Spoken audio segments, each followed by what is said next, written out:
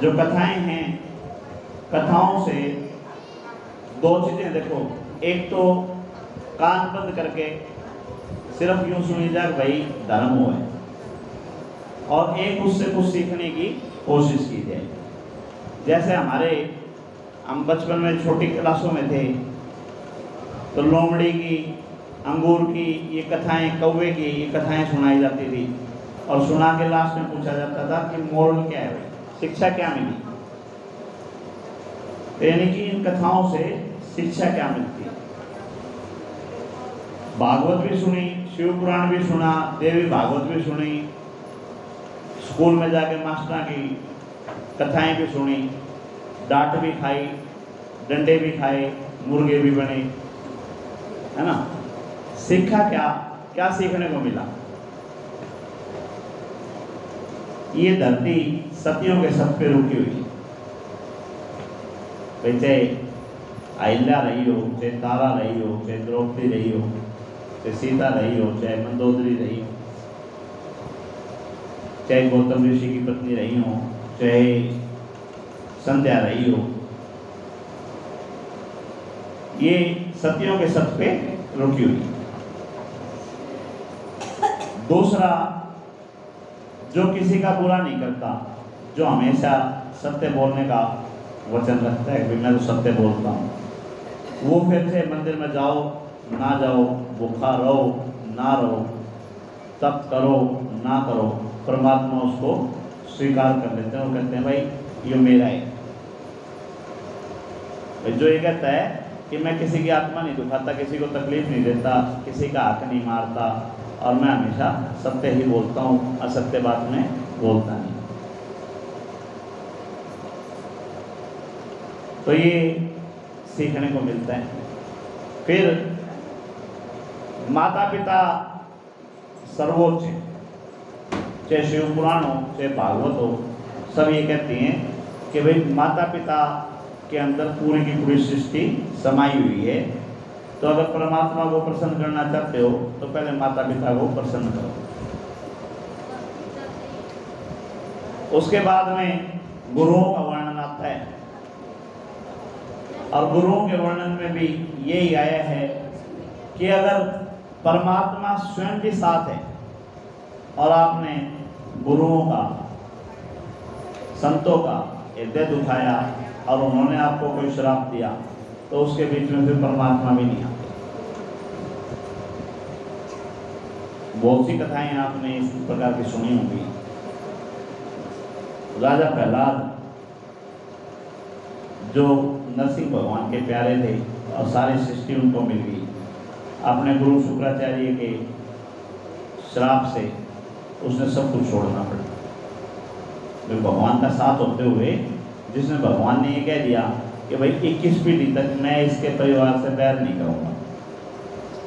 प्रहलाद के पुत्र और फिर प्रहलाद के पुत्र राजा बलि के पुत्र और उनके पुत्र बाणासुर। यहाँ तक तो शिव पुराण और भागवत आपको बता रही है, यानी 6 पीढ़ी 7 पीढ़ी तक तो परमात्मा ने इनके साथ कोई बैर किया ही नहीं, युद्ध किया ही नहीं, तो मारा ही नहीं, ये भक्त होने के बाद भी। लेकिन उसके बावजूद भी तीनों लोगों के स्वामी बने और वहाँ से फिर छुटके भी हांडे। बलि की कथा सुनी होगी आपने बहुत। बलि की क्या कथा सुनी है? राजा बलि की, है जी, राजा बलि की कथा आपने सुनी होगी कि 3 पल भूमि में उससे सारा मांग लिया परमात्मा ने। कभी ये सुनी है कि राजा बलि दर घूमे हैं? मैं सुनाता हूं आपको। प्रहलाद जब जा रहे थे, प्रहलाद और बलि तो बाबा पोता घूमने जा रहे थे, उनको नर और नारायण दोनों मिले,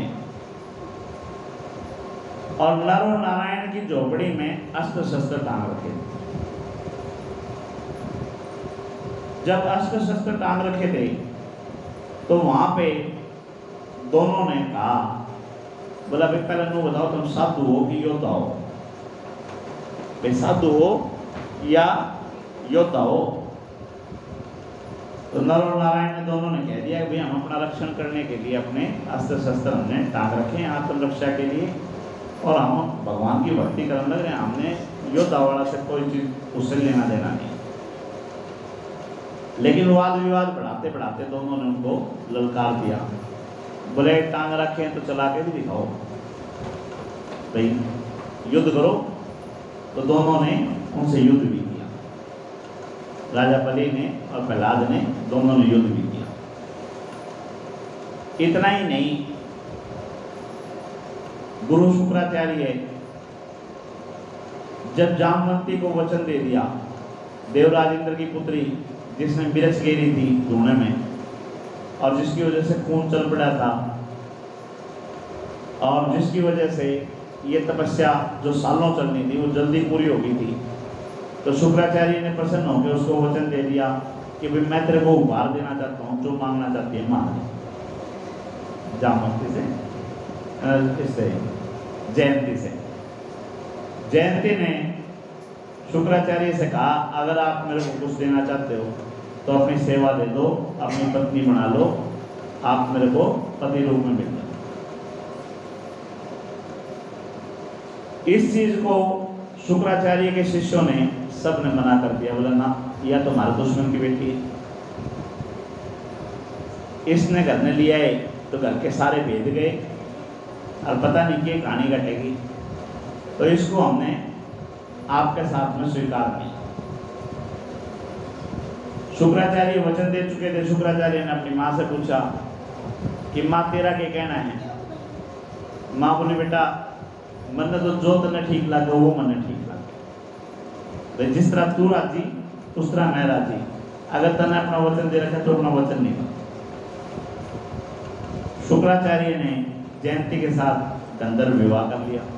गंधर्व विवाह का मतलब समाज से बिना बताए छुप के, और समाज से बिना बताए ब्याह कर लिया तो हनीमून पे भी बिना बताए चले गए। बृहस्पति ने, देवताओं के गुरु ने मौके का फायदा उठाया और वो शुक्राचार्य के सिंहासन पे जा बैठा। जब गुरु शुक्राचार्य वापिस आए, जब तक बृहस्पति शुक्राचार्य के रूप में सारे दैत्यों को अपना बना चुका, सबको लालच दे दिया था कि भाई मृत संजीवनी विद्या सारा बांटूंगा, सब ने सिखाऊंगा। रोज सबके ध्यान लगाने शुरू करवा दिए थे, ध्यान लगाओ, ये करो वो करो, आज यो करिए आओ, आज वो करिए आओ, सारे काम पर लगा रखे। जब शुक्राचार्य वापिस आए, आके देखा कि तेरे सिंहासन पे तो कोई दूसरा बैठा है, तो अपने सेवकों को कहा अरे मूर्खों, ये देवताओं का गुरु बृहस्पति है और तुम्हारा गुरु मैं हूं। अब सबके मन में यूं आई, 1 महीना हो गया या पढ़ाई पढ़ते कि मृत संजीवनी विद्या जीतांगे, और इसकी बात हम आ गई तो यह पढ़ाई तो गई। तो लोभ के वशीभूत होके उन्होंने अपने गुरु को पहचाना नहीं, अपने गुरु को कह दिया कि हमारा गुरु तो यो ही है, तू रतन जा। शुक्राचार्य को जब अपना अपमान लगा तो उन्होंने अपने शिष्यों को श्राप दे दिया कि तुम श्रीहीन हो जाओ, जदे थारा समझ में आओ। श्रीहीन का मतलब लक्ष्मी माता से रहित हो जाओ, और बिना लक्ष्मी के है क्या? बिना लक्ष्मी के क्या बताओ? तो बोला तुम श्रीहीन हो जाओ जब थारे समझ ना आओगी। देवराज इंद्र को उसके गुरु बृहस्पति सूचना देने के लिए निकल दिए, भाई अपना तो काम हो गया जिस काम खतरा आए थे, और इंद्र को कह दिया कि अब परमात्मा भी इनका कुछ नहीं कर सकते। क्यों? क्योंकि इनके गुरु का श्राप इनको लग गया। यानी माता पिता का और गुरु का अगर श्राप लग गया, आपने आत्मा दुखा दी और उन्हें रो के कह दिया, फिर हम कितने शिवाल में मार लियो, शिव जी आपकी रक्षा करेंगे नहीं। तो ये सीधी सीधी बात है कि वो भी जब ये आपकी सुनेंगे जब आपके माता पिता, आपके गुरु आपसे संतुष्ट होंगे। अगर वो संतुष्ट नहीं है तो वो भी पहला नंबर तो दरवाज़ा बंद रखेंगे, भीतर को नहीं आने दें, और आगे तो बैठते हैं तो कहेंगे तू बैठ, मतलब चल जा, मतलब तो काम। ऐसा ही होता ना, जिससे हमारे नंबर नहीं मिले वो मार दो ला के बैठ जा, तो पहला नंबर तो हम उसने प्रवेश से पहुंचा, और प्रवेश मिल भी गया तो उसने कहा अच्छा भाई तू चाह पानी पी, रोटी पानी खा, मैं चल जा। यही होता है। तो जो माता पिता का और गुरुओं का दिल दुखी करके आएगा, उनसे बद्दुआ लेके आएगा, बेशक मंदिर में ना जाइए। ये कथाओं में वर्णित है, कथाओं से सीखने को मिलता है। स्वयं श्री हरि विष्णु जी भी उनको नहीं संभाल पाए। ऐसी दूसरी कथा एक राजा की आती है, अम्बरीश, राजा अम्बरीश। राजा अम्बरीश एकादशी का व्रत किए हुए थे और द्वादशी पे दुर्वासा ऋषि जो महादेव का अवतार हैं वो उनके यहाँ अपनी फौज को लेकर चले गए। फौज क्यों बोल रहा हूँ? क्योंकि संतों में पद होते हैं, जैसे शंकराचार्य जी हमारे, शंकराचार्य जी पूरे देश में 4 ही पीठ बताते हैं, 4 पीठा के महादेश हैं, और महंत हर मंदिर के जो मालिक हैं वो महंत हैं। तो एक एक शंकराचार्य के पास कई कई हजार मंदिर हैं, यानी कई कई हजार महंत उनके साथ होते हैं। तो इसी प्रकार हमारे जो दुर्वासा ऋषि थे 10,000 साधुओं को साथ लेकर चला करते। तो 10,000 साधुओं को लेकर चला करते, तो जाए भी अंबानी पर क्या करते, जो सारा आओ भगत कर सके, भाई संभाल सके। आम आदमी के घर में 10,000 आदमी लेकर चले गए तो वो बेचारा क्या करेगा। दुर्वासा ऋषि राजा अम्बरीश के पास चले गए, और ये लीला थी, लीला के माध्यम से आपको सिखाना था। और ये कथा भी मैं आपको इसीलिए बता रहा हूँ कि उससे हमारे को सीखने को मिलता है। क्या सीखने को मिलता है वो देखो। सीखने को ये मिलता है, राजा अम्बरीश द्वादश में उनको अपना व्रत खोलना था। जो एकादशी का व्रत करते हैं द्वादशी में उनको अपना व्रत खोलना होता है, और परमात्मा की इच्छा, परमात्मा की लीला की द्वादश कुछ समय के लिए थी, थोड़ी देर बाद 13 लागनी थी, भाई घंटा आध घंटे बाद से 13 आनी थी। तो उसके पास वही समय था, घंटे 2 घंटे का ही, उसी समय उसने अपना व्रत खोलना। अब घर में साधु अपनी टोली के साथ आ रहे हैं भोजन करने के लिए, तो भोजन उसको पहले कराए या खुद पहले करे? पहले उसको करवाए। अब व्यास जी ने, इन्होंने दुर्वासा ऋषि ने कह दिया मैं स्नान करके आऊँ, इतना तो भोजन की व्यवस्था कर। भाई हम स्नान करके आए तो भोजन की व्यवस्था कर। रुद्र रूप में गुस्से के नाम से जाने जाते हैं दुर्वासा ऋषि। अब राजा अम्बरीश ने सोचा कि मैं पहले खुद खाऊं कि न खाऊं, और फिर परमात्मा की इच्छा मान के जल पी लिया। जल पीने से बोला भाई इससे ना आज तुम सोच लियो मेरा व्रत खुल गया, या जल पीने से ही व्रत को खुला मान लिया। और उनको जीवने के लिए बिठा दिया, भोजन देने के लिए। जब भोजन कराने लगे तो उन्होंने अपने यजमान से कहा कि तू भी बैठ, तू भी भोजन कर। अब राजा अम्बरीश ने कह दिया महाराज मैंने तो कर लिया, आज तो आप 6 बार भी कर लें। अगला का तो नियम था भाई कर लिया जो कर लिया, तो शाम होगी जब देखेंगे या दोपहर होगी जब देखेंगे। इतना सुनते ही दुर्वासा ऋषि ने क्रोध से एक राक्षसी को प्रकट किया और कहा भाई ये तो संतों को भोजन देने से पहले भोजन कर बैठा, तो इसको जीने का अधिकार नहीं है, इसकी गर्दन उतारो। ये कथा हमारे को सिखाती है, क्या सिखाती है वो अभी क्लियर हो जाएगा। इतने कहने पे जिसकी वो भक्ति कर रहे थे उनका सुदर्शन चक्र बीच में आ गया और उस राक्षसी को मार दिया। राक्षसी को मार दिया, सुदर्शन चक्र दुर्वासा ऋषि के पीछे चलता। अब दुर्वासा ऋषि महादेव के पास पहुंचे, महादेव से हाथ जोड़ के कहा कि भाई मैं तो आपका अंश हूं, आपका अवतार हूं, और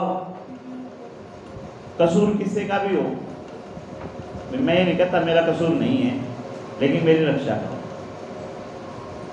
तब महादेव ने कहा कि भाई भक्त और भगवान के बीच में मैं नहीं आता,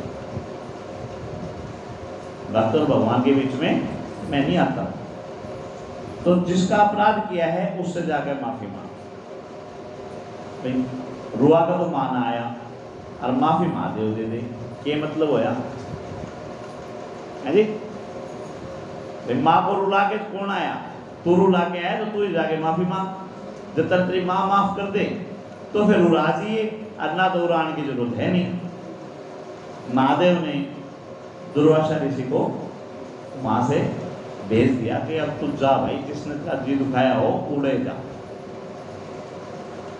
अब वो सुदर्शन चक्र माता का श्री हरि विष्णु जी का था, विष्णु जी के पास पहुंचा और जाके प्रार्थना की कि बोला महाराज गलती होगी, इस गलती को माफ करो और इस सुदर्शन चक्र से मेरी रक्षा करो। ना भाई, दिल दुखाया भगत का और माफी मेरे से मांगना रहे तो तेरे को माफ कौन करे? वही करे। दुर्वासा ऋषि पुनः राजा अम्बरीश के पास पहुंचे और भक्तवत्सल